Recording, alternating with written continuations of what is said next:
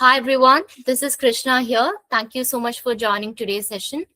So, as we are waiting for everyone, please wait for around 5 to 10 minutes. So, once a lot of majority of people have joined, we'll start the session. Thank you.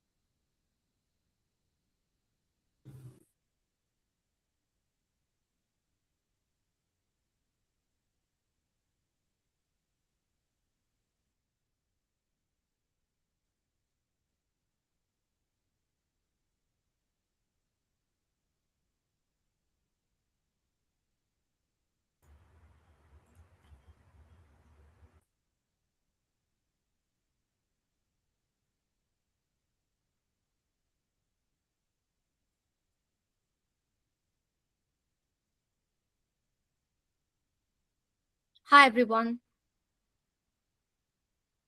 Good evening, all, and welcome to session one of our series, the IEEE Ecosystem Understanding Society's Affinity Groups and Committees. My name is Krishna Ajit, and I serve as the Student Branch Chapters Coordinator.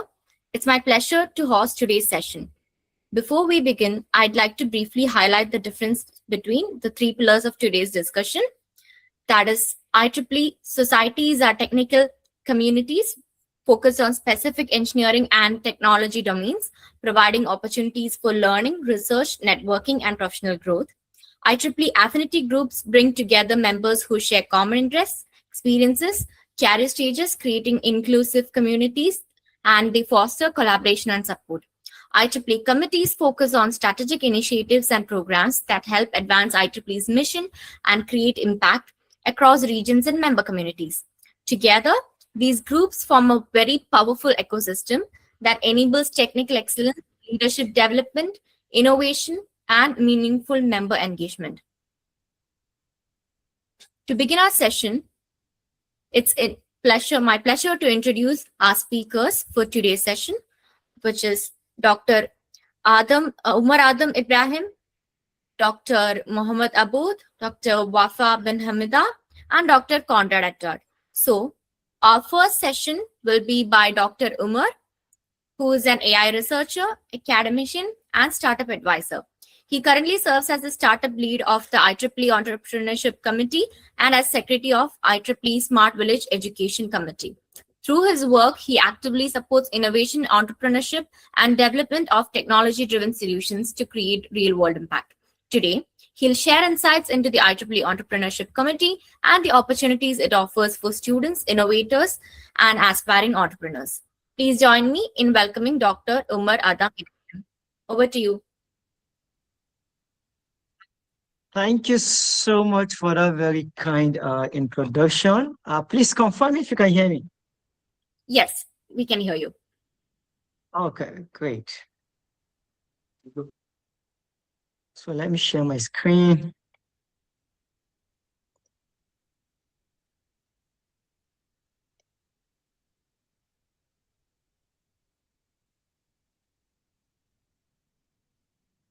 Please confirm if you can see my screen. Yes, we can see your screen. Perfect. Thank you so much. And once again, good evening, good afternoon, good morning, depending on where you're joining. For me, it's evening. So it's good to be here and it's glad to see every one of us here. Today we'll be discussing the Entrepreneurship Committee, which is under Region 8.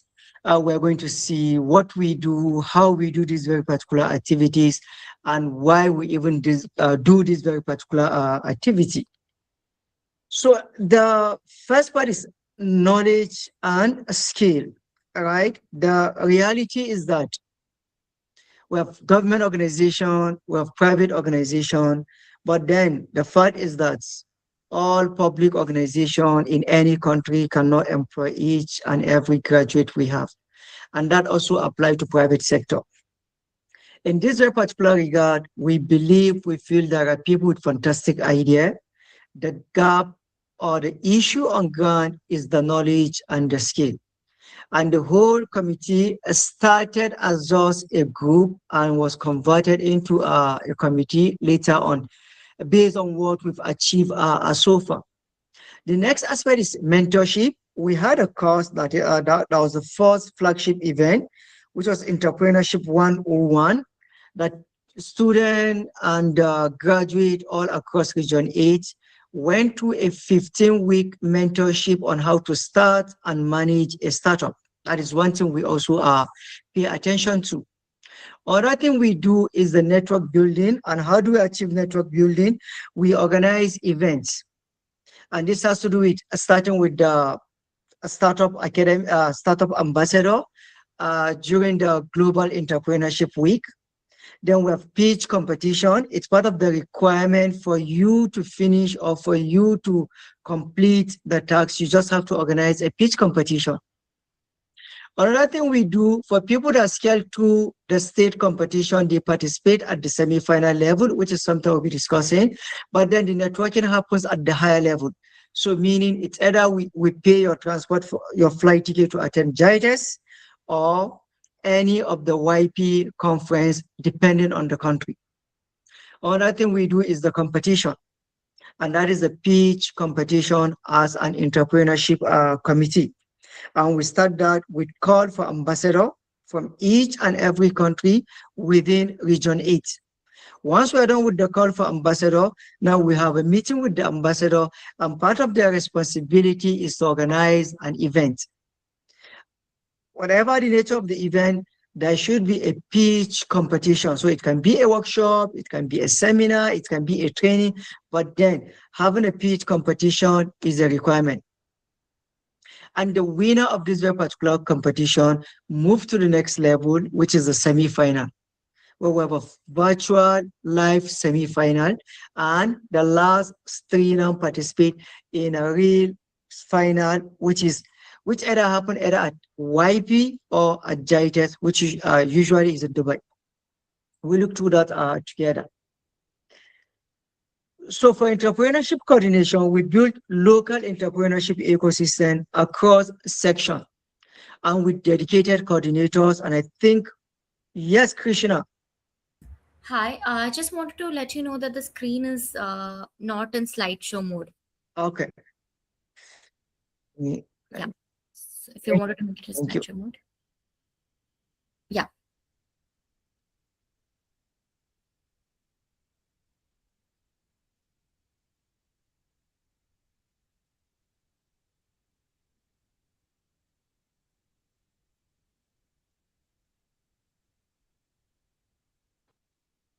Just a second. Okay.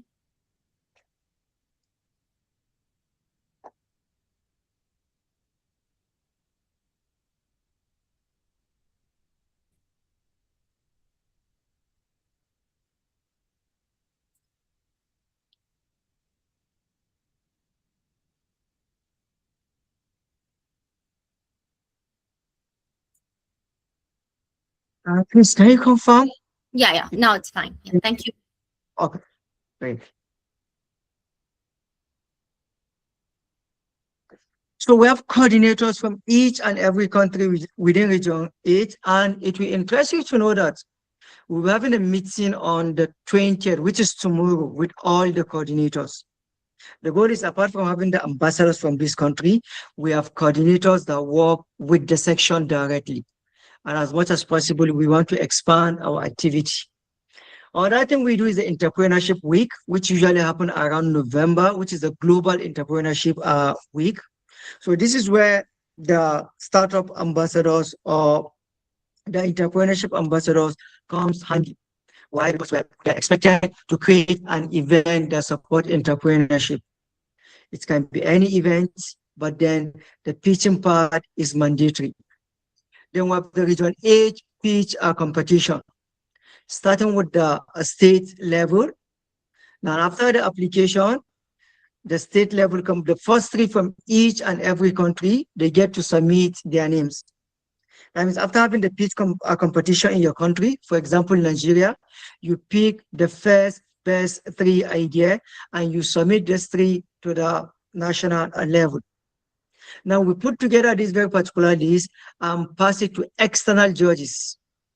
Now they go through all the three finalists from each and every country, screen through these very particular finalists, and pick the best 12 team. Now these 12 teams are expected to pitch live, but virtually.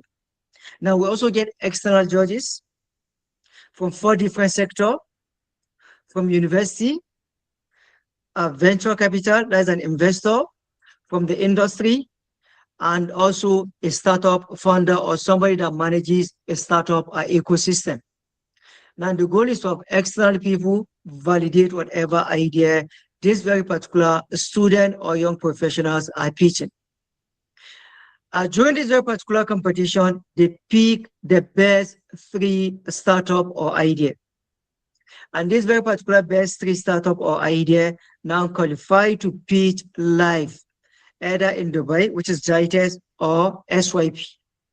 For this year, they might be pitching at the fourth IEEE AI pitch a competition, and which is scheduled to happen sometime around October, where in Hungary, right? So that is one advantage of pitching. Then the next one is the internal IEEE event, which is the knowledge building, where we run a 5 week or 6 week entrepreneurship class.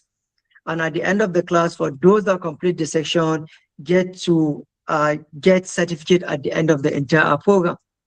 Then lastly, we have external industry event and partnership.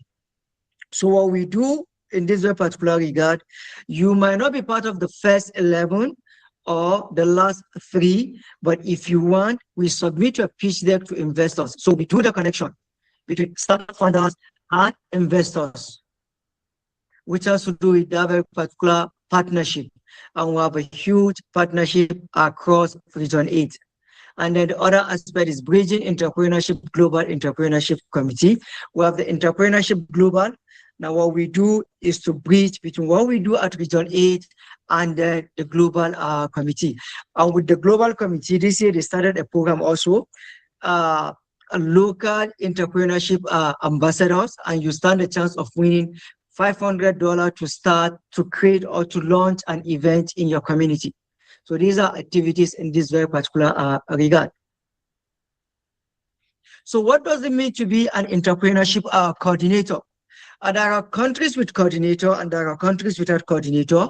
So find out from your section chair if your country has a coordinator or not. And if there is not, the application form is still open. So far, I think we have 7 to 8 countries with our entrepreneurship coordinator. And I believe the number of countries within Region 8 is more than 8. So the application is still open. At any time, you can reach out to either the chair or the lead coordinator. You can even reach out to me. And the meeting is tomorrow. So, but then the first thing you do is you reach out to your section chair, discuss with your section chair, find out if there is a coordinator or not. If not, your section chair is going to nominate you as the country entrepreneurship coordinator. So what you stand to get is to be part of a regional community of volunteers interested in entrepreneurship. Another thing is support local entrepreneurship activities and competition in your country. And most of the times, the ambassadors are students. So now getting the ambassador organized event, either within or outside your university, at times there are issues, or even getting sponsor. But now with the coordinator, it's easy. The coordinator and the student ambassador are going to work hand in hand in terms of getting sponsorship, partnership, and also convincing the university to even allow the student organize competition within the university. And the other thing you stand to get is coordinate activities and support between country and Region 8 entrepreneurship committee. If you're interested, just get in touch. We have a meeting tomorrow, but the first step is find out from your section chair if such committee is available or not, or if such a coordinator is available or not. Now, what does it mean to be an Entrepreneurship Week ambassador? Now, this for students and young professionals. What it means is you organizing an event, and part of the event, there must be a pitch competition where you get to submit the 3 first idea or the 3 best idea for the next round. Series of local entrepreneurship event and pitching competition across Middle East, right, Europe and Africa. Now, the top 3 events get what? Best Entrepreneurship Week event award. We get to award your event, and also we get to award the ambassador. And best ambassador wins best ambassador award to attend pitch finale. You get what do you call it? Your flight, your accommodation, your conference registration gets covered by the committee if you happen to be the best ambassador. And we've done this for like 2 or 3 years ago. Now, what does it mean to be an Entrepreneurship Week ambassador? These are things we expect you to do. The first thing is what? Apply to be an ambassador. That is the first thing you do. Next, find and build a team of volunteers from student branch and within your university. Then the next thing you do again is put together a plan for an entrepreneurship focused event. panel discussion, keynotes, and a pitch a competition. Next, secure speakers for events, announce pitch competition and confirm confirm your startup. Secure judges for pitch competition, secure logistic for event, e.g. the venue, can be the university auditorium or any other place, and then secure funding from sponsors.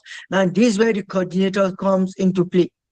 So there are several complaints. Most of the time, students apply for sponsorship or partnership, but then because they are students, the organization or company don't really take them as serious. So now with the coordinator, which has to be somebody that is either working in the university or in the industry, while somebody that is working, that is just the only criteria. And with that, it's easy for this very particular coordinator work with the organization and also work with other universities. Advertise your event to the community and then report your event to receive reimbursement support from Region 8. Notwithstanding, I think the cap is $500 upward. Once you're done with the event, you file in everything and you get paid whatever you spend in that very particular event.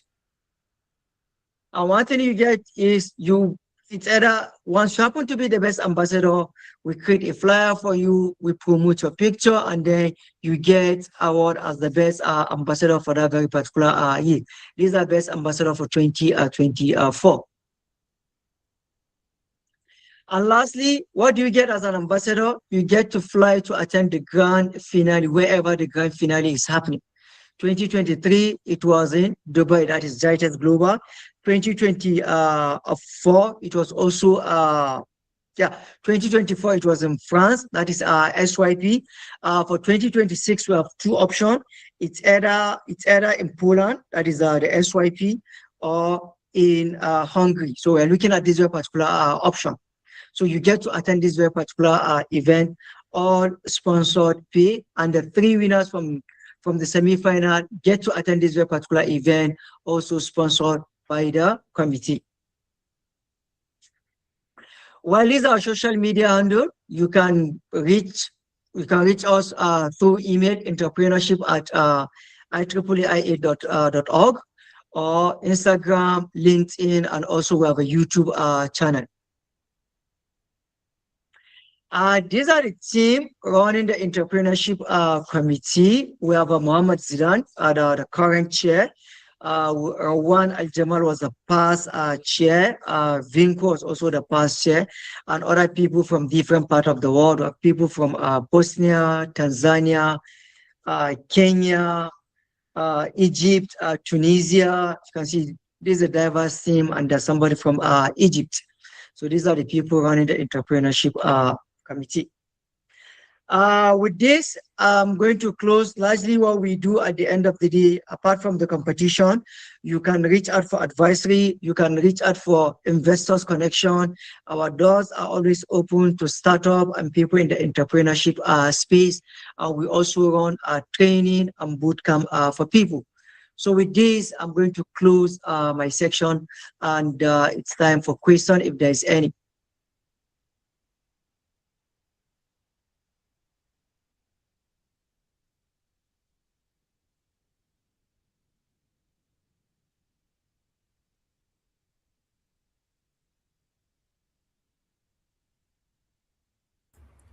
Yes, Hedi. Krishna, do you want to moderate? So yeah, uh, welcome, Omar. I was asking about my question is about the ambassador program. I actually was confused. Is the ambassador one per section or one per student branch? Because you mentioned the ambassador and the coordinator. I think I missed the spot between these two. So what is for the student branch? What is unique for each student branch, and what is unique for each section? So for ambassador, it's open-ended. You can have as many ambassadors as possible. So I remember 2021, 2022, I started as an ambassador. I think in Nigeria, then we had like 5 different ambassadors. So student ambassador, there is no number. We can have as many student ambassador as possible in a particular section. But for coordinator, it's one coordinator per section. Thank you. Welcome.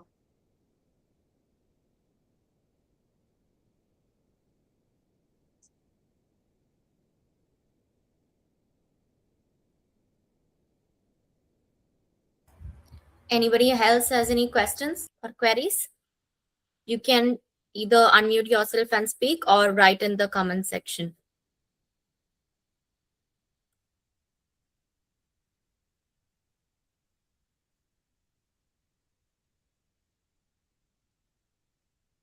Yes, Faris? Hello, good evening, everyone. I was considering the timing of the start of the entrepreneur program in IEEE Region 8. Is there a start date and end date for the program itself? Yeah, so that's a good question. Usually the call for application starts in September. September towards ending. Once we've gotten the entrepreneur, once we get the ambassadors, now we have a meeting with the ambassadors. Once we are done with the meeting, now they have a middle of September, ending of October, and then middle of November to organize an event, which is kind of like a 3 month. Usually the entrepreneurship week happens, I think, 22nd of November. So from that very particular point till 22nd November, you are allowed to organize any event. Once you're done with the event, the reporting starts around December to January. Once you're done reporting now, the screening from the committee start. We had a virtual semi-final last month, that was May. And we had the initial screening in March, if I'm not mistaken. Yeah. So the final was supposed to be July, which is next month at SYP. But then logistic and some few challenge, we're looking at the other option of doing the grand finale in October, which is going to happen in Hungary during the IEEE AI competition. So there's a timeline. So it's mostly more than a year or less than a year? And we start in September and in July. Yeah, this cycle has started from 2025 last September, and it is currently running till July. Yeah, exactly. Okay. May I ask another question about like specific situation? We don't have a section here in Syria. I'm Faris from Syria, currently from Aleppo branch, and we are building a new branch here. So if we want to consider this situation, it's a special situation. What can we do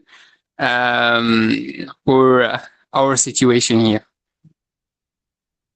Okay. I think what we usually do, there's this very particular flexibility. If there's no student branch, you are still allowed to organize a competition. So I'm dropping my email. You can reach out. You can also write directly to the entrepreneurship email, and that will be considered. Okay, thank you very much. Appreciate it. Welcome. Welcome.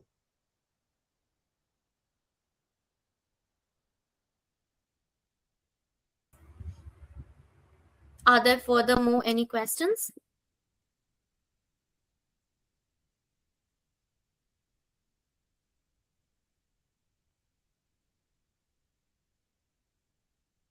Okay, I think we can go ahead.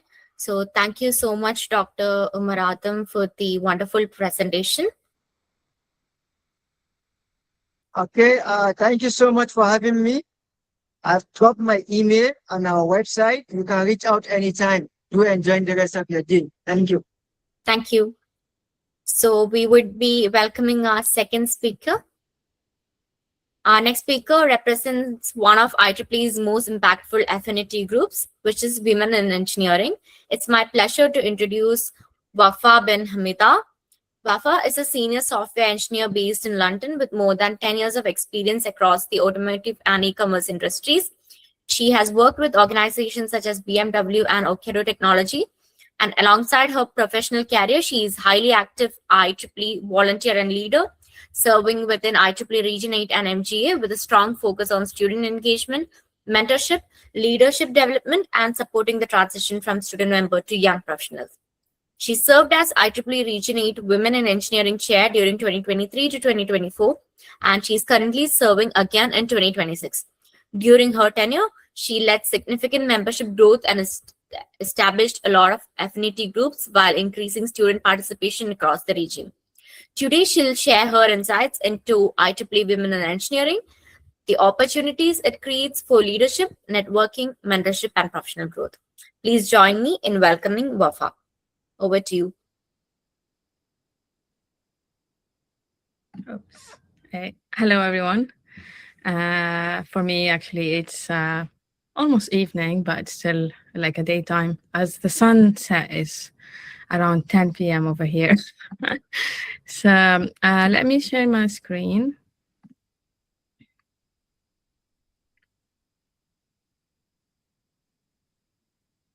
Can you see it? Yeah, it's visible. Perfect. Yeah, so as you mentioned, I'm the Region 8 Women Engineering Chair. I'm serving again after my first term, which was 23-24, and then 25 I was the past chair, and I'm again the chair. I'm also a voting member in the MGA Global Women Engineering, and yeah, I'm a software engineer in Ocado Technology. So today I'm going to go through the ecosystem architect, basically in chapter, societies, and all of that, and also in women engineering. So I'm a bit like trying to make the structure looks a bit easy. So we'll start with the basically talking about the infrastructure. We will clarify the relationship between regions, sections, societies, and councils. And the second will be the operations, where we will focus on how to run a chapter effectively, covering compliance cycle, V2 reporting, officer, success, and budgeting. Budgeting won't be much, as it depends. And lastly, we have the women engineering. We will explore how we affinity groups drive diversity and exactly how to establish one locally. So starting with the organizational structure, we have, so basically IEEE is massive, as you know, comprising over 400,000 members worldwide.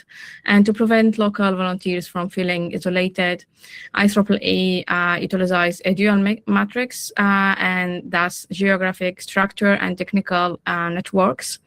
So basically, we are going to see how these two axes intersect on a global and local scale. So starting with the regions and sections. So think of geography as the home of members. And then there we have 10 global regions, as we are Region 8, and Region 10 is the largest. Your local section is your geographic administrative ochre.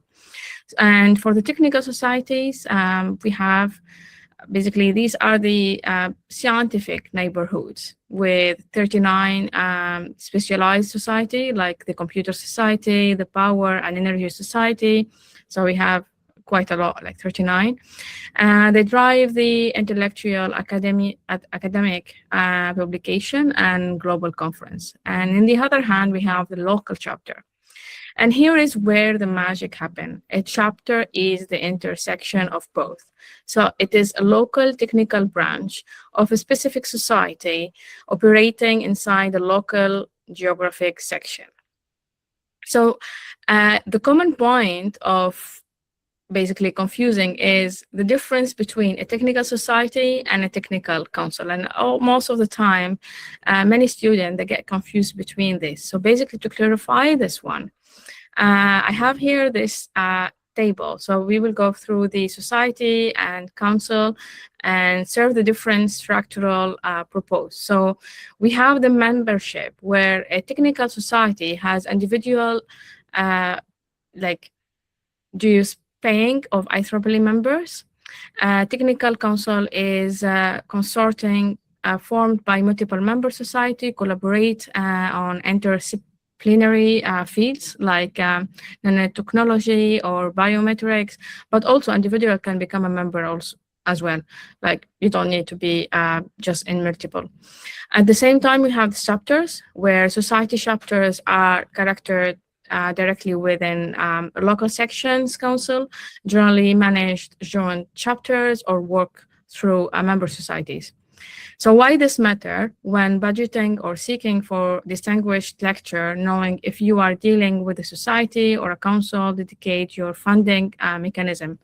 At the same time, we have also the funding through like societies is quite interesting, and also the society, if you they have a program where if you want to look for speakers, if you are basically organizing event, you can also apply, and they provide you the available speaker, while the speaker they fund themselves. So this comes under the funding as well. You don't need to fund.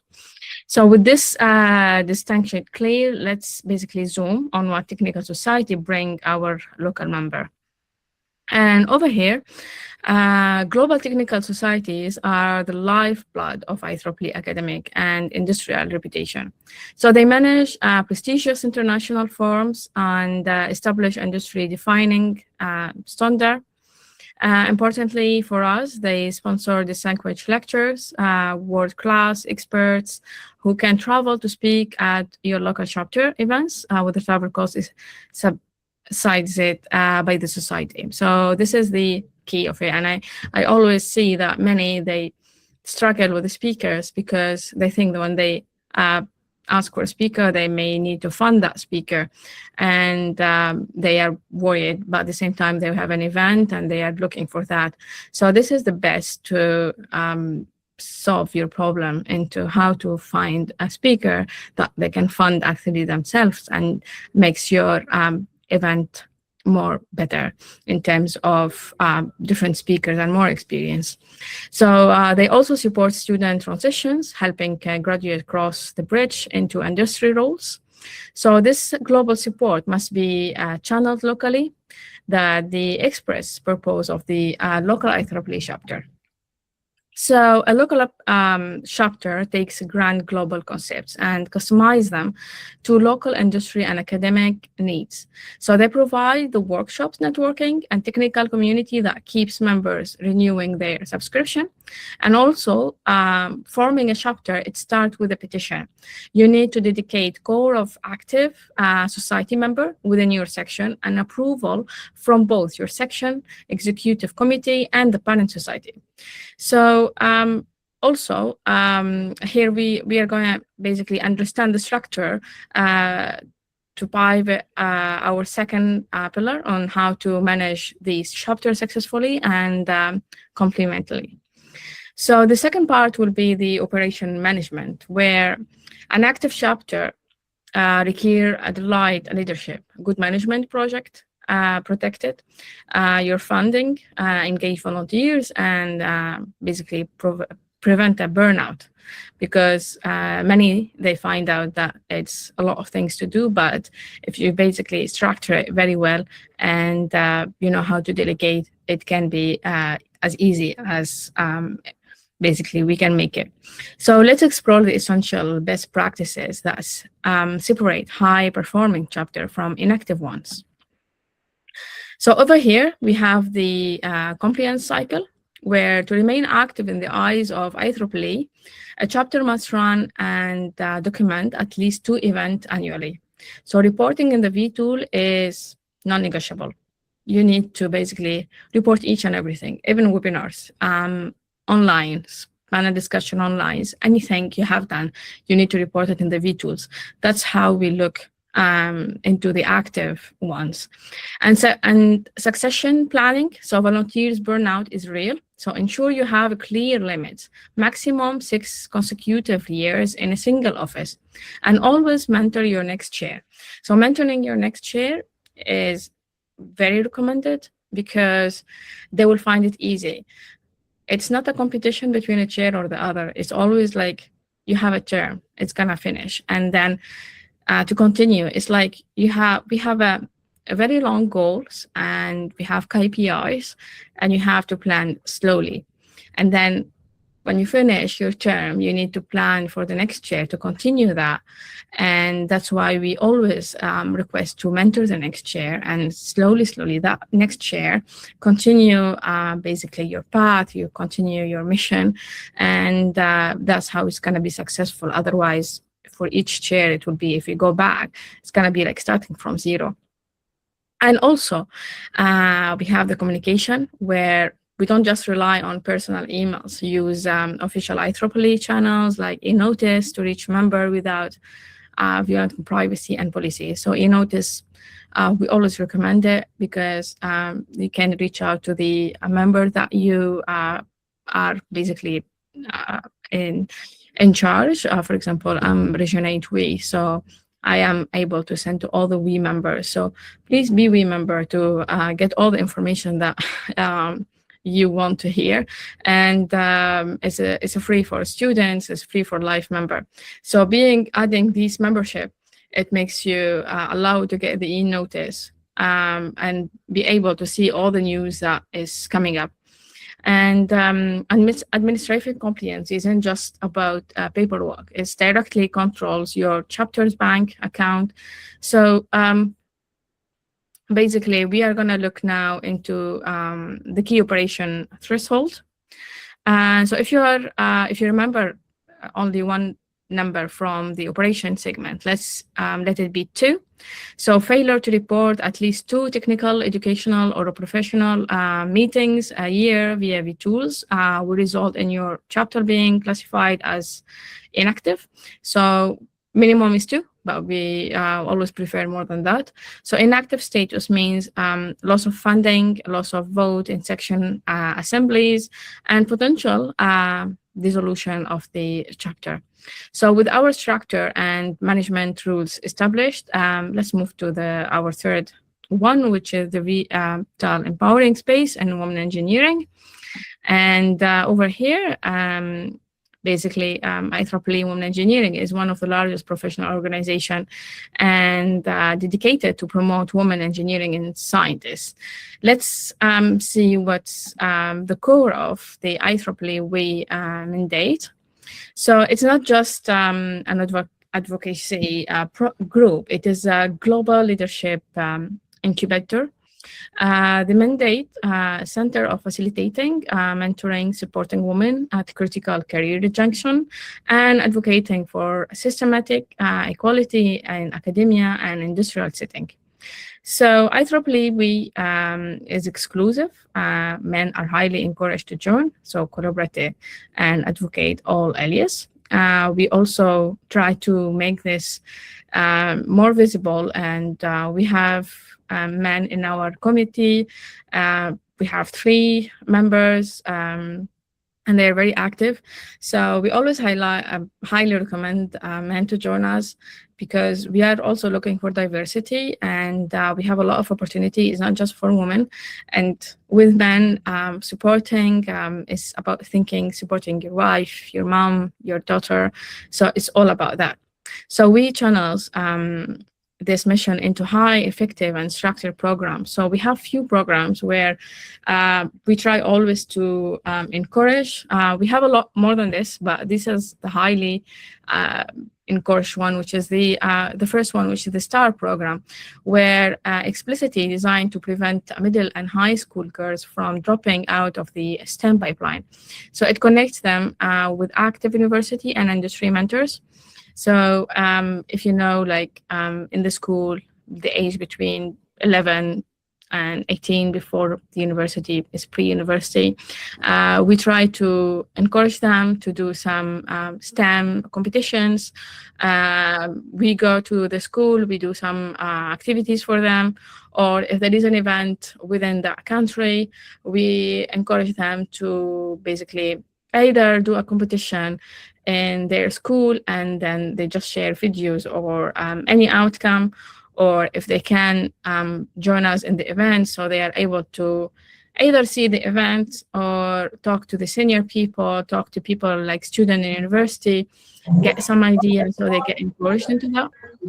At the same time, we have the awards program where in Region 8, we have 5 awards. And in Global MGA, we have 4 awards.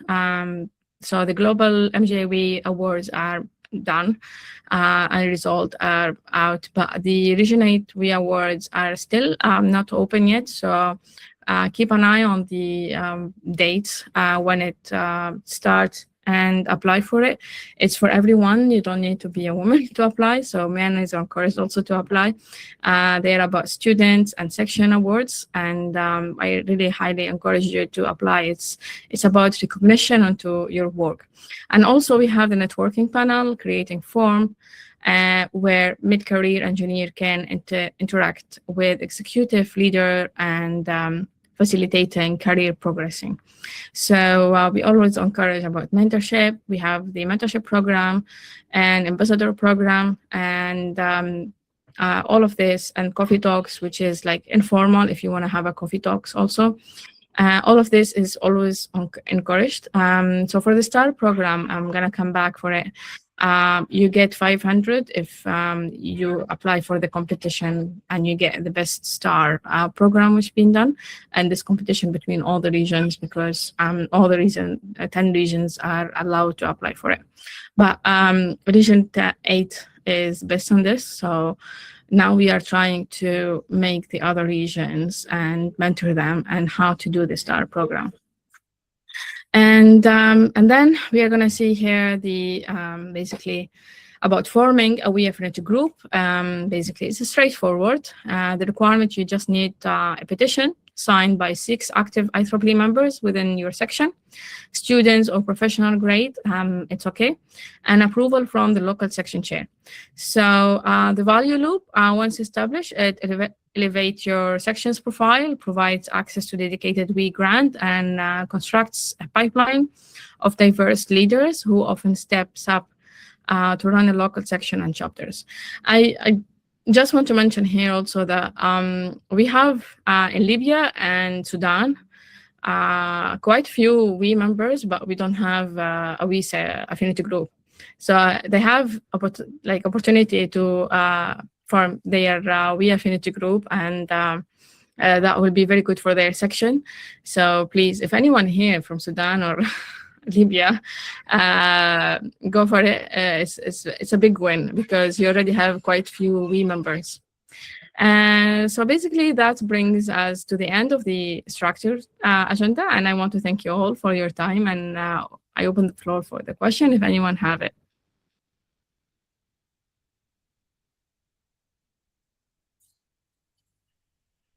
Yeah, I forgot this one. Is just I wanted to make things easy for everyone on how everything is structured. And Women Engineering is one of the committees where we have also YP, Computer Societies. No, we have Women Engineering and YP, and also we have entrepreneurship and life members and so many others. So yeah. Any question? Hi, everyone. If you would have any questions or doubts, you can ask her. Please go ahead.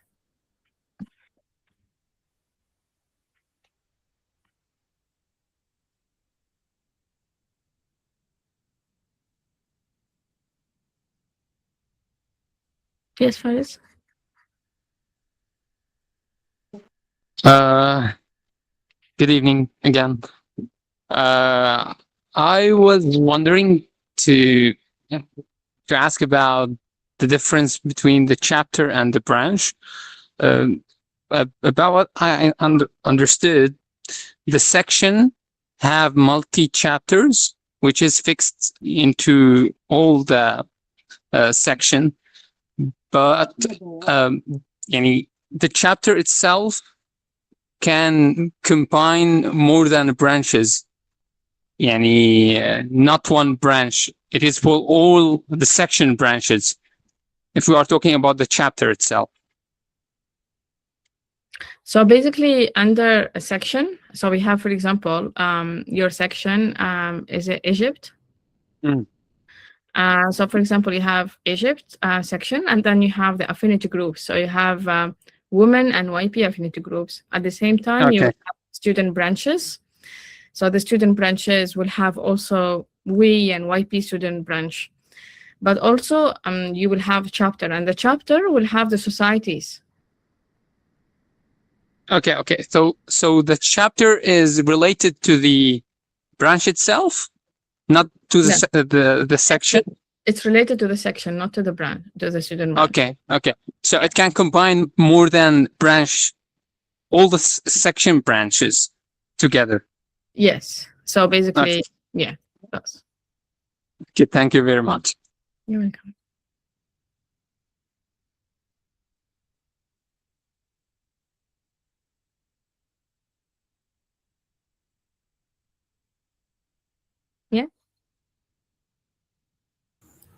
Yes, I'm just sharing more light to the previous person who asked about the chapter. So even a student branch within it, that we can form a student branch chapter. But from the diagram, it is showing the focus is on professional chapters. Because you see from France to Switzerland, IEEE chapters, it shows those professional chapters for professional members. But within a student branch, you can also have a student branch chapter. The Industrial Electronics Society student branch chapter, depending on the student branch that we are talking about in that case. Yeah, that's it from me. Okay, thank you. Are you asking if it has a student branch chapter? No, I was just sharing more light about our student branch. Okay.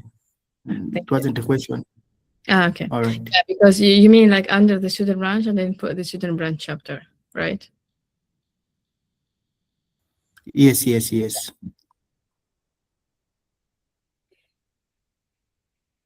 Yeah, because under the student branch, you will get the chapter, you get also the student branch women engineering, student branch YP also. So you'll get that underneath.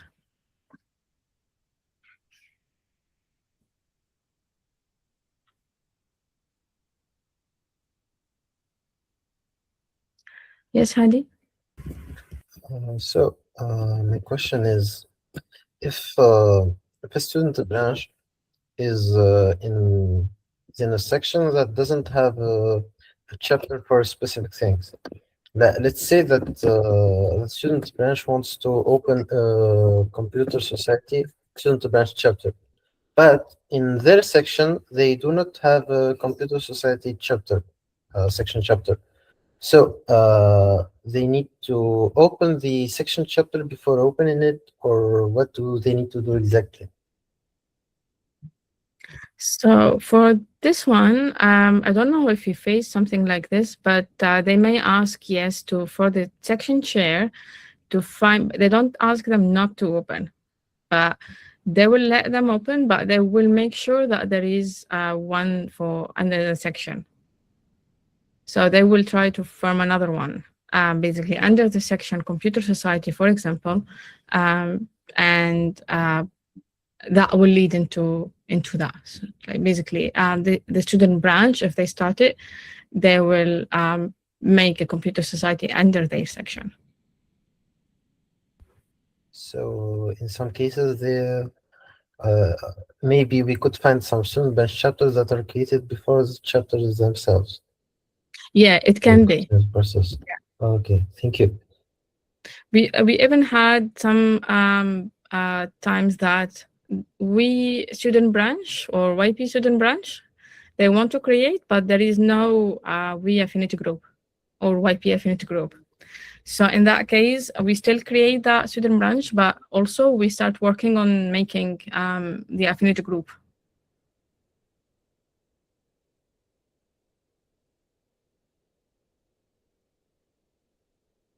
There was another person who raised hand after Hedi. Yeah, Emmanuel. Yes, still just sharing more light on the previous speaker.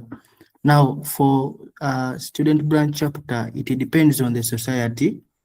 Some societies do allow for you to form a student branch chapter. Like personally, I faced it in Uganda section. I formed the Communication Society student branch chapter before we formed the section Communication Society chapter. So they allowed that, but yeah, there are programs that you apply for as a student branch chapter where they will first ask you if you have a section chapter. So that's why it is necessary for you after forming the student branch chapter, the section has to also go ahead and form the section chapter, because there are programs that will apply for the student branch chapter, but they will first ask you if you have a section chapter, because you need a mentor, a local mentor within your section. Yeah, that's it. Thank you. Thank you, Emmanuel. Yeah, but they won't stop you. They will still let you go for it. Abdullahi Omar. Thank you very much. I want to ask, I'm a student of electrical and electronic engineer.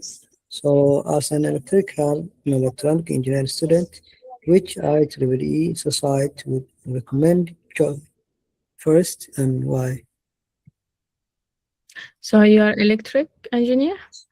Yeah, I'm an electronic engineer. Yeah, so for example, here we have the Industrial Electronic Society. And you can have the robotic as well if it's your electronic, or robotics if you're interested in that, you can join that. So you can go to the IEEE website, and when you go under the society, when you log in, you can see all the society, or you can search based on your basically background, and see which one works for you. Thank you very much. You're welcome. Yeah, Louis? Hello. So my question is, in the scenario when you are organizing a distinguished lecture event, so like a summer school or something of the sort, and you want to also is it viable to invite distinguished lecturers from societies which you haven't yet formed in your student branch or even in your section? And will the societies be able to cater for those distinguished lecturers to attend the event? Yeah, if you just send them, you need to just send a request, and based on them. So I don't know if they can accept, they don't, or they cannot reply maybe.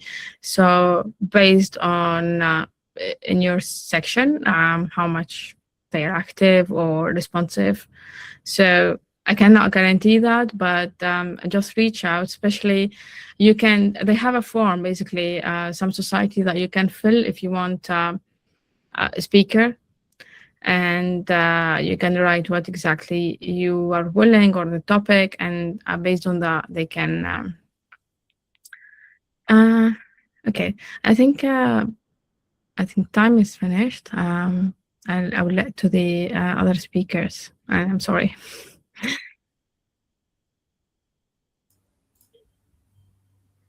That was a really exciting question and answer session. So please take her contact, which she would be sharing at the end of the screen, and do contact her, or do contact us. I will be sharing our details at the end, and also the session is recorded and we shall be sharing it with you. So I would like to invite the next speaker now. And thank you so much, Wafa, for that inspiring overview of IEEE Women in Engineering, and for telling us the importance of creating inclusive opportunities within our community. Our third speaker today is Dr. Mohammad Aboud, representing the IEEE Technology and Engineering Management Society, which is commonly known as IEEE TEMS. We also have Yasin as support with us. Mohammed is a distinguished innovation and technology leader with more than 27 years of experience in technology management, entrepreneurship, and ecosystem development. He currently serves as the Director of Innovation, Entrepreneurship, and Business Center at the University of Dubai, and is Vice President of IEEE TEMS throughout his career. He has led numerous innovation initiatives across the EMEA region, empowering thousands of students, entrepreneurs, and startups. His work continues to bridge academia, industry, and government while promoting innovation as a driver for sustainable development. Today, he would introduce us to IEEE TEMS and explain how it helps engineers, technology professionals, and management skills along with their technical expertise. Please join me in welcoming Mohammad Aboud. Over to you. Thank you. Assalamu alaikum. Hi everyone. Thank you for inviting me for this session. Can you hear me in a good way or? Yes, we can hear you. Okay, thank you. Let me start with a quick question. How many of the attendees of this session know what is the TEM Society? If you know more, you know TEM Society, please raise your hand.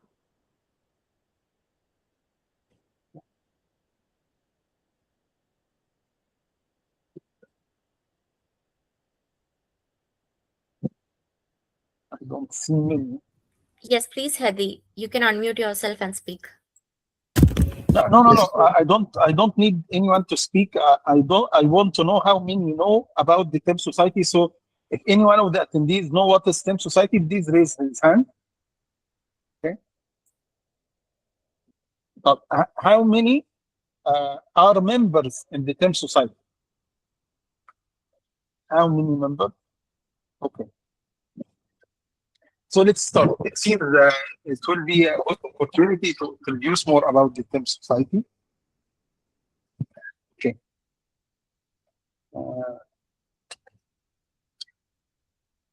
IEEE TEMS and Engineering Management Society is the home of the professional who wants to grow from technical excellence into entrepreneurship, developing strong leadership skills, encouraging innovators into technology and engineering, and building real world of management impact.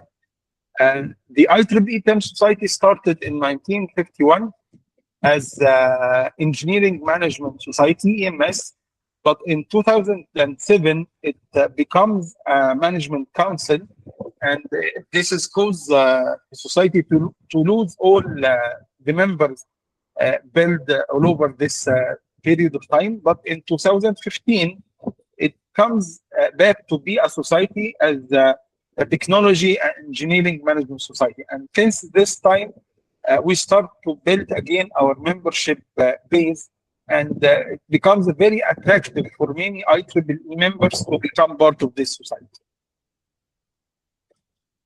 Our vision is to be the prime resource of essential management and leadership knowledge. The mission of the IEEE Technology and Engineering Management Society is to advance excellence in technology and engineering management by bridging academia, industry, and governance gap. The society empowers professionals and researchers with the leadership and management skills to transform technologies. It promotes research in all aspects of technology management, innovation, leadership, and it creates positive social impacts for the benefit of humanity. The TEM's values is advancing, enhancing, and improving essential management and skills of the IEEE members, help IEEE members to maintain essential engineering management skills, support the leadership career path of the IEEE members, foster active knowledge transfer between the academia and the practicing community. The IEEE TEM is valuable for all IEEE members who are looking for understanding how to manage engineering, technology, and innovation, who are interested to learn strategic thinking and business perspective, who are interested to collaborate globally with scholars and high-profile practitioners from industry, to participate in a technical committees and chapters who are taking care and focus on innovation and technology management, access learning resources to improve the management and innovation skills, join global community of professionals who are supporting the expansion of the knowledge in the area of technology management, innovation, and technology development. If you are speaking about TEM society, you can consider it as a cross-cutting society. It is not a society that focuses on a technical track such as computer society or communication or power or whatever other type of society. This is why we consider our society as a cross-cutting society that can support all other technical societies when it comes into innovation management, technology management, and technology development. The field of interest in our society is innovation and entrepreneurship, transitioning to management, program and project management, product design and development, technology policy development and assessment, socio-economic impact of the engineering and technology management, organizational development and human behavior, research strategy, manufacturing, operation, and education and training. This is why our society, I think, is the only society in the IEEE that accept members from business schools and from technology management programs. We are not only focused on engineering, but we are focused in innovation, technology management, and for sure, engineering is in the core of our business. The 5 focus areas of the IEEE TEM society. The first pillar is moving product services from idea to market, where we can help learning how to turn innovation into value through product strategy, customer validation, commercialization, go-to-market planning.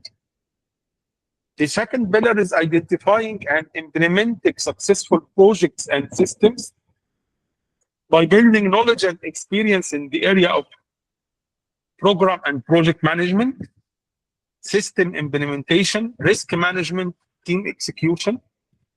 Third pillar is integrating technology for capabilities and productivity, develop skills and focus on the knowledge related to, align tools with organizational outcomes, improve process efficiency, support digital transformation. And this is why also our society is very embedded into different government organizations all over the globe, because a lot of government activities that's happening in the digital transformation now are very related to our targets. Developing from engineering to leaders, strengthening your growth in the leadership mindset, communication and influence, decision-making and strategic thinking. Balancing the norms of the society, government and regulatories, understanding how to lead responsibly by considering public policy, ethical and social impact, regulatory constraints and compliance. This is all the topics and areas we are supporting through our society. Some of the important statistics about our society: we have 45 chapters all over the globe, 20 joint chapters, and 63 student chapters, and we hope to increase all these numbers in the coming few months, inshallah.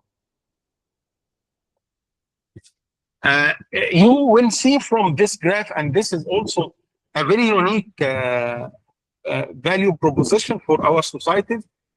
We have the biggest percentage of the society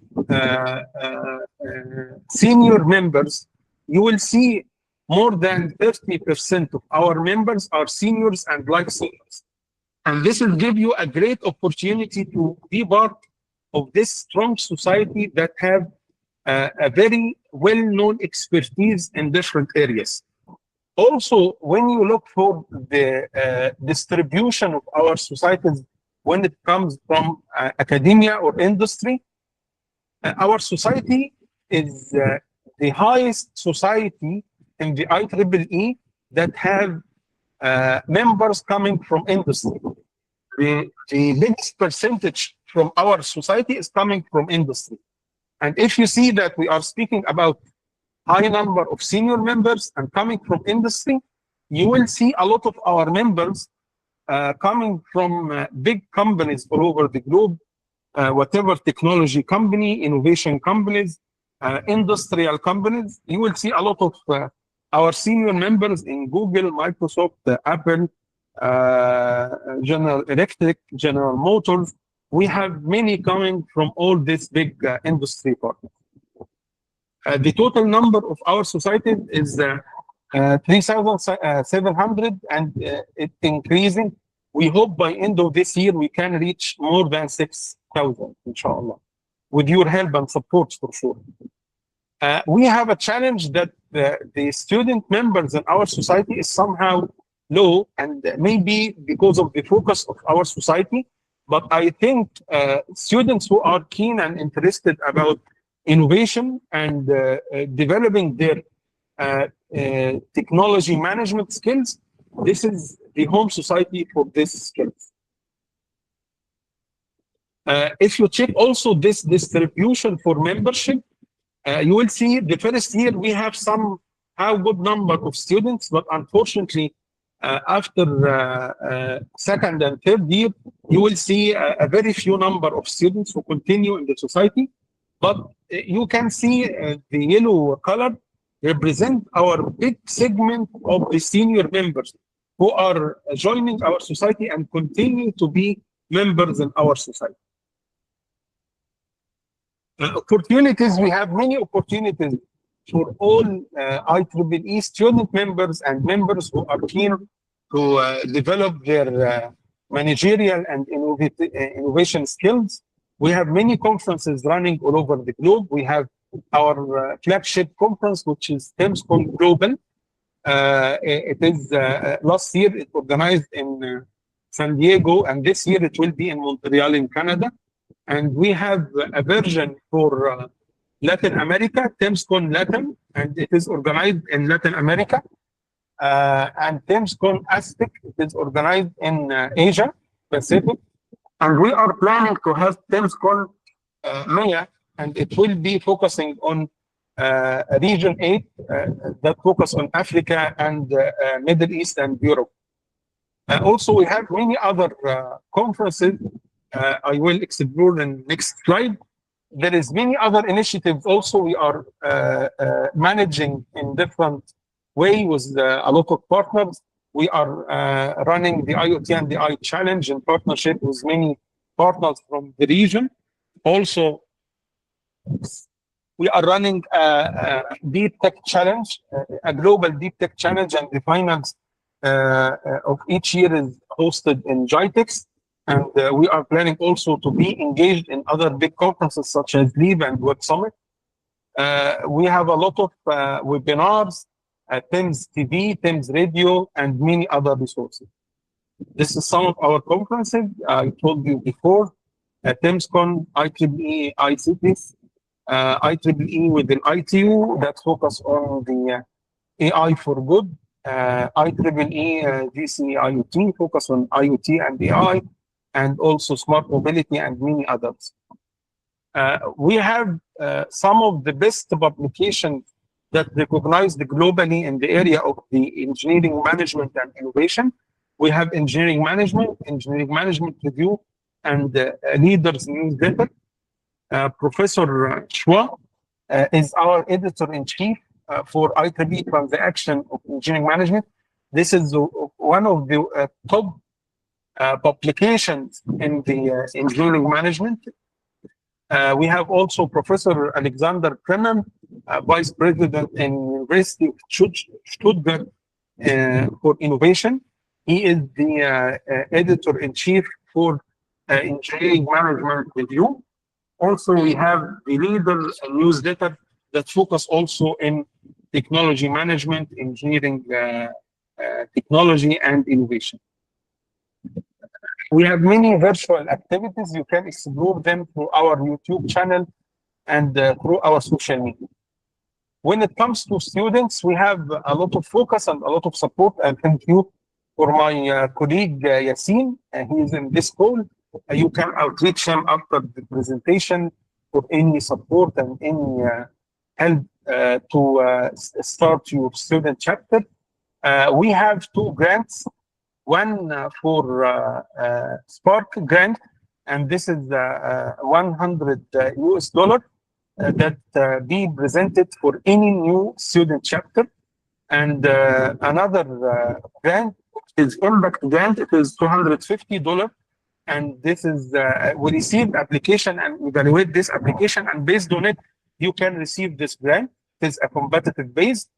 Also, we have award program, Outstanding IEEE TIMS Student Chapter Award. It is 500 US dollar. Also, it is a competitive base. You submit a report by end of the year about your student branch activities. And based on the evaluation of the committee, we select the winner. Also, there is Outstanding IEEE TIMS Student Volunteer Award, which is $1,000. Part of this award to support the student who receiving this award to attend one of our flagship events, maybe in US or in different other places in the globe. There is a new initiative will be led by Yassine. It will be related to regional student representative, and he will, inshallah, give you more information. This is the contact information of our student chapter coordinator. He is one of the most active volunteer I worked with in the past few years. Thank you, Yassine, for your support. And you can outreach him directly. He will give all needed support, inshallah, to help you start your chapter. Or if you already have a chapter in your university or your engineering school, he can help also support you through activities.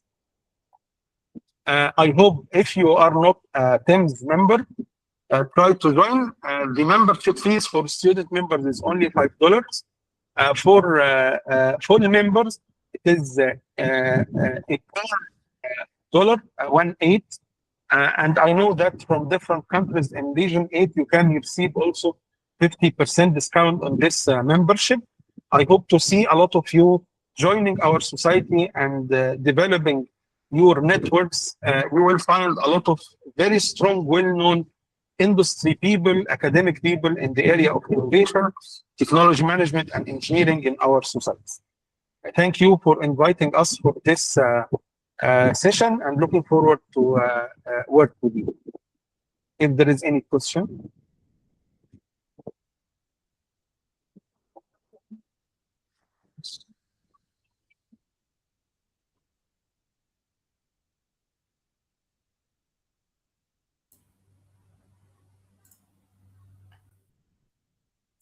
Yes, Emmanuel?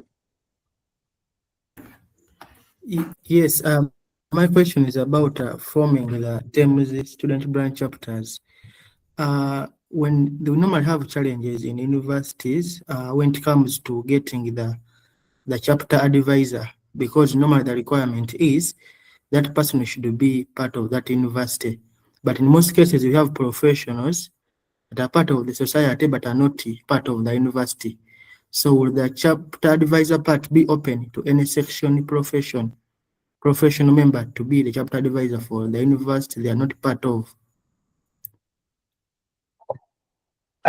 As I understand, it is difficult to get advisor for your chapter from outside the university. It should be a university member.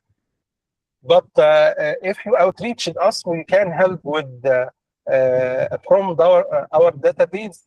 We will check, and we will help you also to encourage and recruit one of the professors who for sure is an IEEE member to become an IEEE TIMS member. As I told you, TIMS membership is open for all technical tracks. So if you have some challenges, you can outreach to me or to Yassine. Email of Yassine is here, and you can also connect with him on LinkedIn, and for sure we can help.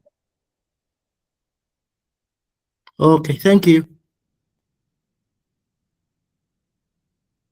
I would like Yassine, can you introduce yourself quickly in a few seconds? Also, it will be good to connect with all attendees if they are interested to get your support. Okay, hello everyone. Thank you, Mr. Muhammad. I'm Yassine Susi, IEEE DAM Student Chapters Coordinator. Thank you for this collaboration and for this initiative to introduce the IEEE DAMs. And we are open to collaborate with all of you in order to establish new DAMs student branch chapters and to let you know more about our opportunities. So reach out to me. As you see in the screen, you can see my email, and you can also reach out to me via LinkedIn. Thank you.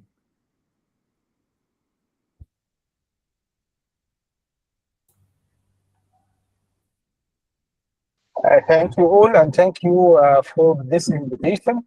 And looking forward to be in contact with all of you. Shukran. Thank you for those valuable insights into IEEE TEMS and the importance of technology leadership and management. And thanks a lot to Yassine for all your efforts that you've done for this webinar session. And now I would like to invite our final speaker for today's session, Dr. Conrad Attard, representing IEEE Computer Society. I'm so sorry for the delay. So Dr. Attard is the Deputy Dean of Faculty of Information and Communication Technology at University of Malta. He's an expert in digital health, IoT, robotics, and human activity recognition. His research and professional work focuses on applying technology to improve healthcare systems and real-world environments. In addition to his academic achievements, Dr. Attard also serves as the chair of IEEE Malta section, and he's the founder and organizer of IEEE Region 8 Robot Championships, which is one of the region's flagship student competitions. And today he'll introduce us to the IEEE Computer Society, the opportunities it offers to students and professionals in computing and emerging technologies. But before I invite Dr. Conrad, I'd also like to share a personal connection. I've had the opportunity to participate in his very first IEEE Region 8 Robot Championships that Dr. Conrad organized.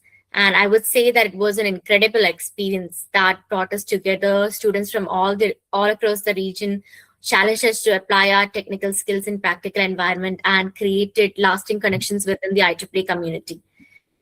And it was therefore a special pleasure for me to introduce the founder and organizer of the IEEE Region 8 Robot Championships. Please join me in welcoming Dr. Conrad Attard. Over to you.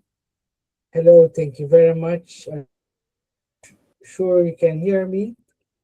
Can you hear me? Yes, you're audible. Yes? Very good. Okay. And can you also see the screen to be sure that I am connected well? Yes, the Perfect. screen is also. So yes, you were one of the first groups. It was a particular time because when you participated, it was right after COVID, and we were ambitious. And within a short time, we managed to get very good teams to come over to Malta to build, fund, and create the games, which have now grown, and we'll organize it once again in 2024, and again 2020, and we're organizing it back again 2026. We have even more excited teams that are participating. So I was invited to speak a bit about maybe the activities, what we say, the society and the role of society and chapters, but how to be involved with an example, because there are so many, but I would be focusing on one particular example within the chapters, particularly in computer society, and how we manage to combine resources from a society and a chapter which is local to the section and to the region, with an ambition that we would like to combine a lot of affinity groups and a lot of resources to combine pre-university, university, and the senior members and industry. And so this is a brief, chosen, selected information about it. So I'll be presenting, and I am involved with a lot of volunteers. Just for the championship in last edition were more than 155 from local and international contributing, You have introduced me well. I focus on digital health. I have years of experience in industry. Today I work in academia, but I have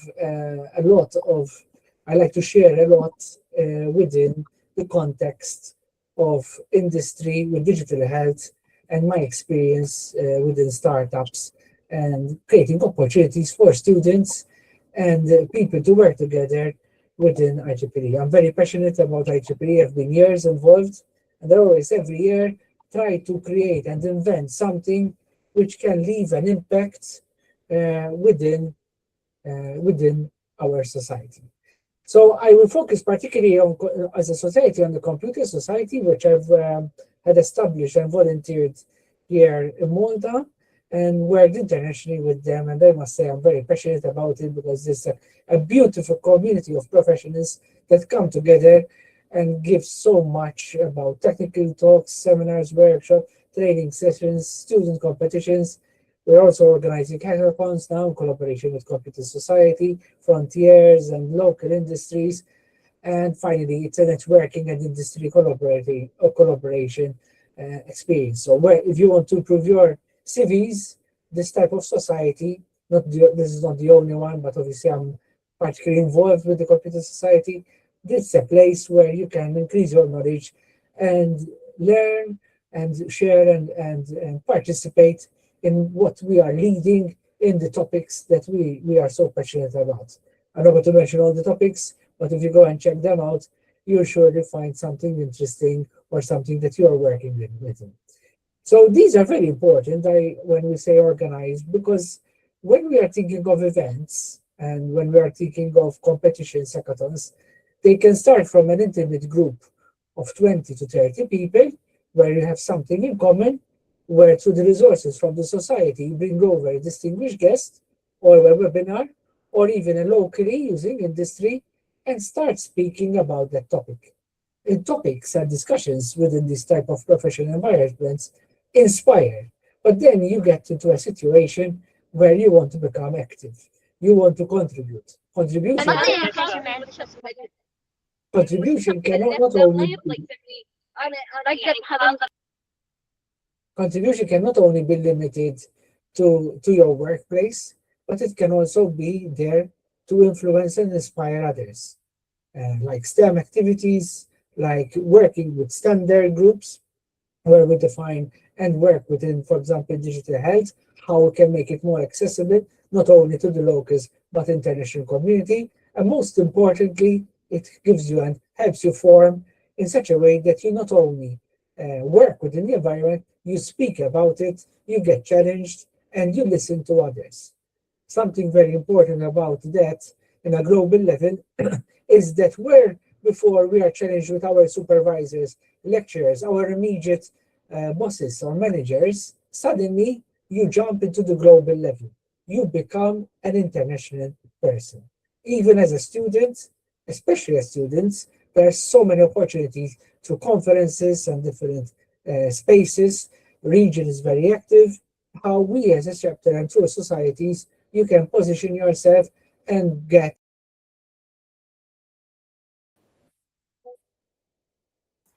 Hi, sorry. I think a glitch that has happened. The participants are joining. I don't know what happened. Yes, suddenly we lost connection. Okay. All right. It's okay. Everyone's joining back. You can continue. Yes. Okay. So I have a few members. Suddenly, I don't know at what point I stopped, but yes, Okay. I was mentioning that then you become global, and suddenly whatever you're doing is now on an international platform, and these opportunities can take different shapes. I'm invited to speak about one in particular. So today I might focus, but this is not the only way to participate in societies and chapters and to find the topic that you specialize in or you are interested in. So an example is the Global Robot Championship. This year it's happening in November 2026 with U2 games in the arena, and games which are related to the new category, which is the robot arms. Robot arms using AI, computer vision, logic, and the competition strategy of a game through robot arms, which you can literally 3D print and build yourself with a very small budget. The amount of games and problems and modeling that you can create to be able to compete is incredible. This is the advert we launched about the championship, which gives you a bit of the feeling of what we are speaking about. This competition is not about only about designing good robots, it's about teamwork, entrepreneurship, about different ways you can learn your skills and take them to the limit, pushing them to the limit and pushing them in a very friendly, competitive environment where a new family is created. So this year we introduced the new category, which is the robot arm category.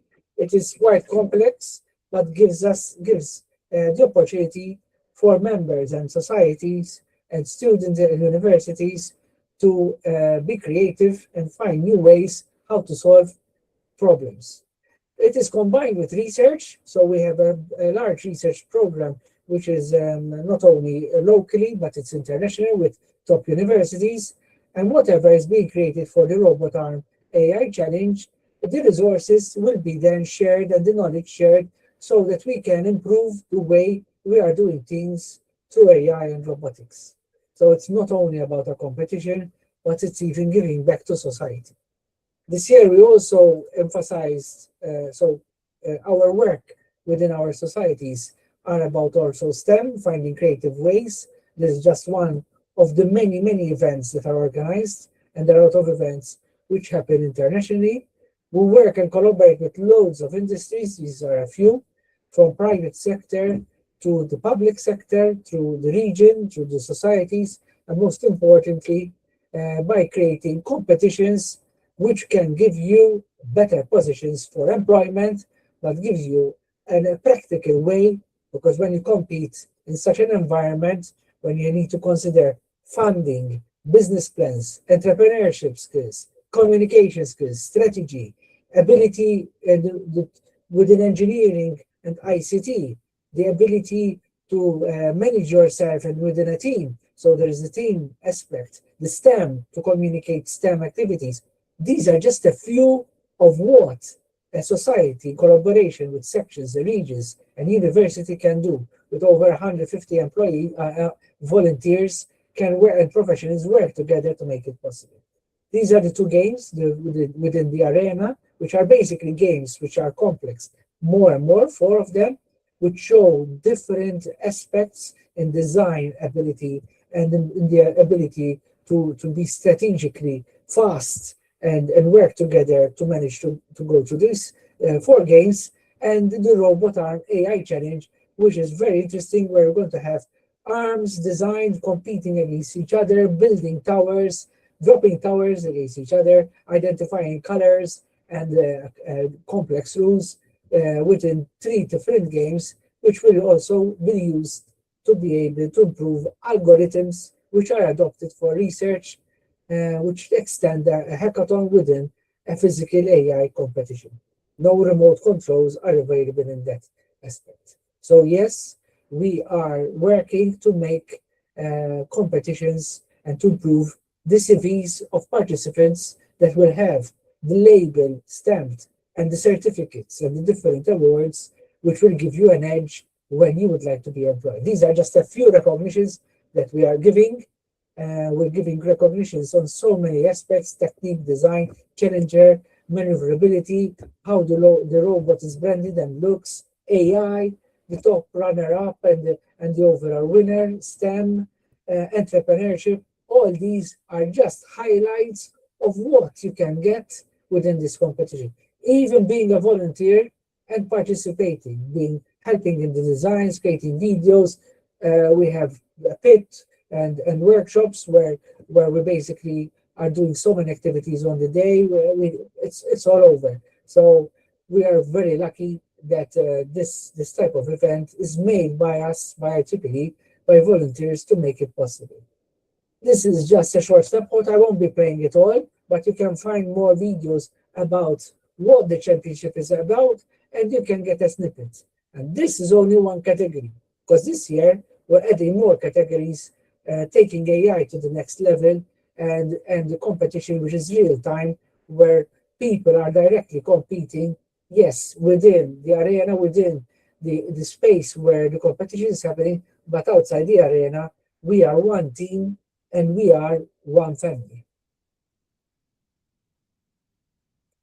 If the video plays, oh, sorry, I'm playing it from it. This is the last edition's summary.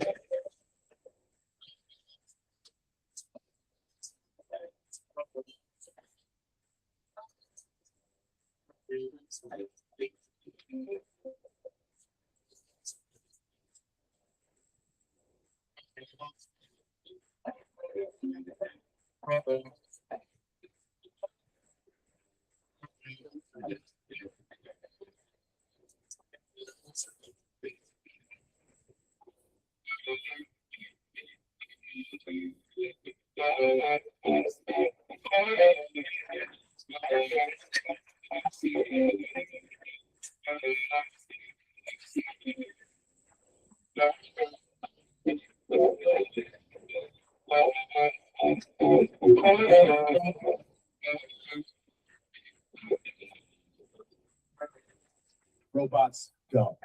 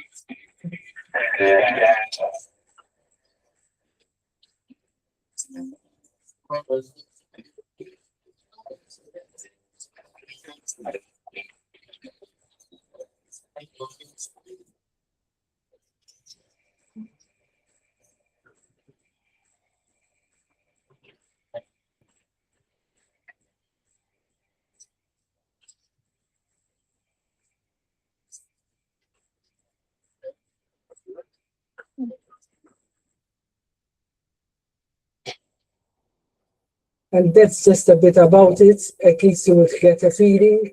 Obviously, you can follow us and get more about more information about this event. And this year, once again, it will be streamed live. But most importantly, is to understand what's behind all this. This year, we introduced the AI pitch proposal, which is mandatory for every team, where we are not only designing the competition, but and the robots for the competition, but we are also seeing how AI and robotics pitch into the IEEE main aims by understanding how it can be contribute for humanity, and most importantly, how they can, through their ideas and robotics, improve how we know society with robotics, AI, and most importantly, in the context of collaboration and human robotic interaction, which is something very interesting. And I think hearing different ways of how these four different teams can be addressed with assistive robotics in healthcare, environmental sustainability, climate change, disaster response and humanitarian assistance, and smart cities and future infrastructures, how robotics can be seen in the future. This is the specifications by which the competitors work with, keeping in mind the arena is designed particularly for the game where robots are being built, and the special arena will be set up for the robot arms, and most importantly, how the different games are designed to recognize the different skill sets to design this competition.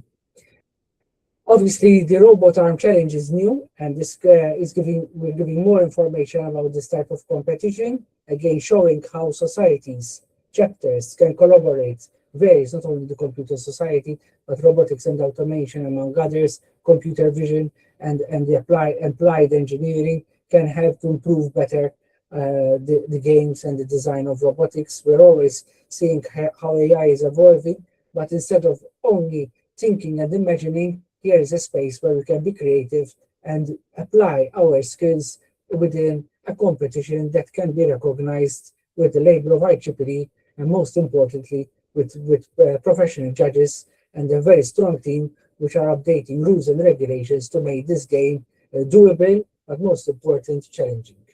This is a typical setup where you have the printers and the leaders and followers, which allow you to program and manage the robot arms. We are keeping in mind that our designs are addressing the three games, pick and place, where you detect objects and organize them in different places, then getting a bit more complex by combining two arms instead of one, and managing them to be able to do different aspects like pouring, folding, wrapping, and packing. All these type of games require different complexities. We're always adjusting and learning, modeling more. And finally, the exciting game, which is the tower duel, where two teams, the final, those that qualify and reach the end, will be able to build a tower, and the one that designs the tallest tower following the regulations, so it's quite complex. They manage to do it. They can also disrupt their opponent when they reach a certain stage, and those will be the winners. All will be autonomous, using cameras, vision, and AI to be able to achieve this. We always need volunteers. We always want to help, and we're seeing that the Robot Championship is being done in different countries, following our principles and our ideas, even new ones. And we see that societies and chapters are supporting more of these initiatives, because we are creating this environment where competitions are accessible to university students, which are affordable, but at the same time recognizing different skill sets, which makes it very unique. We are so lucky. We had a lot of applicants, and we have chosen 17 teams this year to be able to compete for both categories. If you'd like to know more information, just let us know. And thank you for the invitation, and for even the previous presentations, which were very interesting, from the three other guests, and Krishna for making this happen in this webinar. Thank you very much. Thank you so much, Dr. Conrad. Now it's time for question and answers. Please please save his contact details.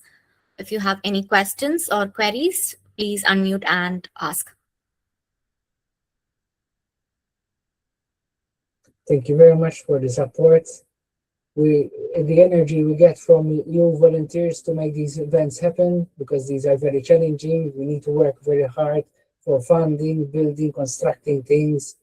We started way back last year, building the whole ideas and funding, so that this event is an example of how societies, IEEE, chapters, sections work together, different OUs work together to make it happen. So thank you very, very much for that.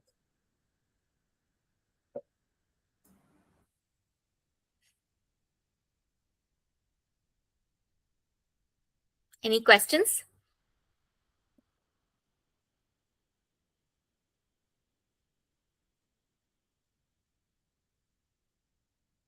Yes, Hedy? So thank you, Mr. Conrad, for presentation. Actually, you mentioned that there are some sections and student branches that are following the guidelines of the robotics championship and trying to make it in their local communities. I was just wondering on how to host such an event, or how to organize such an event in local committee, and what are the possible links with this, let's say, with this local event, with the main international event, which is the robotics competition in the Region 8. So this was a Region 8 event, which was hosted in Malta, where we mostly got local funds to make it happen, and resources. At this level, it's very big. You need a lot of manpower and a lot of funds to make it happen. on other student branches have developed it in their own style. So there's no one formula how to do it. It all depends on what vision and what resources you've got. When it comes to the rules and regulations, it seems that every university, we have people coming from Russia, Ireland, Dubai, Malta, Tunisia, so Cyprus, so many different countries. They have a number of them try to organize them locally within their context, because universities and students are able to combine their mindsets to be able to build robots, but then to organize it, it all depends to what level you'd like to organize it. If you're doing it within a school environment or university, you would put this in the context of the size and resources you've got and of your expertise. We have everything publicly available, the rules and regulations, all the videos with photos and all the information. I was invited a number of times to give feedback and give advice on support. The team were like organizing a conference. The team will use the resources and expertise within that country. The most important is to play fair, to make them accessible for students, and most importantly, what you promise, you give. So that the efforts done by everybody, including the roboters, will be then appreciated and made to showcase that competition. But there's no perfect formula. You design it, build it with your resources, and what you promise, you give to make it a nice experience for roboters. Everything from our resources is available publicly through our website, and if you need like advice on particular technical aspects, we are there to help you out as well. I hope I answered your question. Yeah, thank you.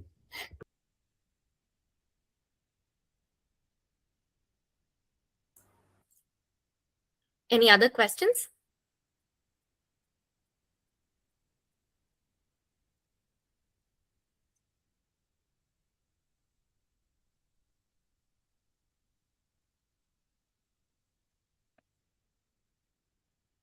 Okay, then I think if there are no other questions, we'll be winding up the session. So thank you to all our speakers.